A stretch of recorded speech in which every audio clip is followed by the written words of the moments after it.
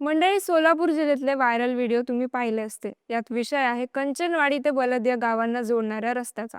त्यामुळे त्या भागात अचानक बुलडोझर आलं आणि क्षणात कितीतरी घरं जमिनीला मिळाली. सोलापूर हायवेला जोडणारा हा रस्ता रुंद करण्यासाठी प्रशासनाने लँड ॲक्विजिशन म्हणजेच मालमत्ता अधिग्रहणाची कारवाई सुरू केली. रस्ता विकासासाठी हे आवश्यक असतं, पण प्रश्न आहे तो कारवाईच्या पद्धतीचा.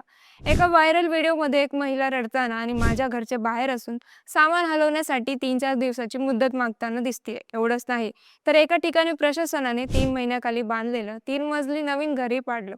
त्याचा आक्रोश करतानाचा व्हिडिओ पण समोर आलाय. घर मालकांनी विनंती केली होती की काही दिवसांची मुदत द्या, पण प्रशासनानं ते ऐकलं नाही आणि बुलडोझर सुरू झालं. त्यामुळे घरासोबतच सामानही काही मिनिटात ढिगाऱ्यात बदललं.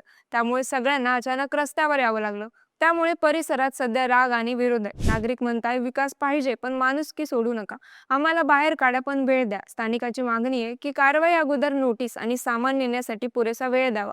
सोबत कुटुंबांना तात्पुरते राहण्याची व्यवस्था करावी. हे प्रकरण सध्या चांगल्याच चर्चेत आहे.